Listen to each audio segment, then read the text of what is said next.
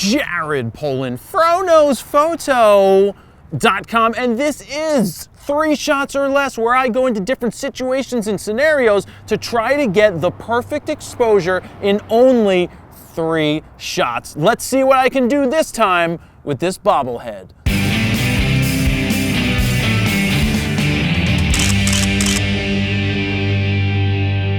In this scenario, my goal is to blow out the background while doing a very tight headshot of this bobblehead right here. Now, when I say blow out the background, some people get angry.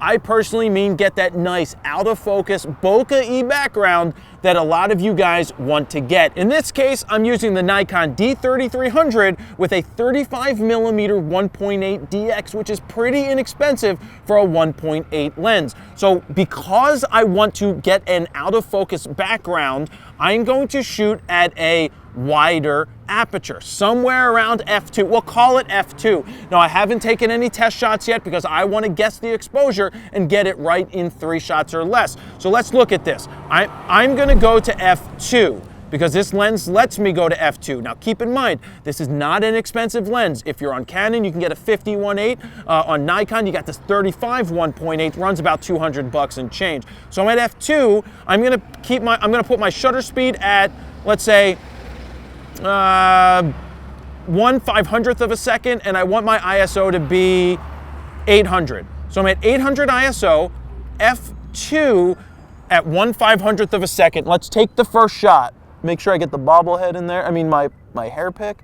Boom. Let's take a look at it, and it's not that far off. It's a little overexposed, meaning it's a little too bright. I'm letting too much light in. So now we have to think about, what do I need to change on the second shot to bring the exposure down to almost being perfect? So what are the 3 things? Shutter speed, aperture, ISO. In this case, we know we want the aperture to stay at f2 because that was the challenge, to get the background out of focus.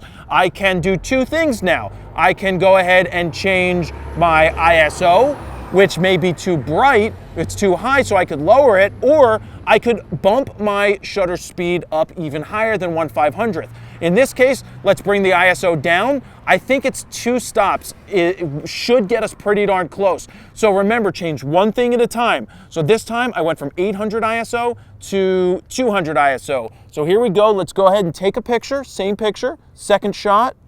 Let's see how we did. Now it's a little underexposed. So 2 stops was too far. This camera only lets me do full stop increments for ISO. So the last thing I can go ahead and change right here at 1/500th of a second, I need to let a little bit more light in. So I'm gonna go from 1/500th of a second down to 1/320th of a second, leaving f2 there and leaving ISO 200. And we should be just about there with the perfect exposure after 3 shots. So I want to remind you that this series is not about getting the best composed image, it's about getting the proper exposure in 3 shots or less.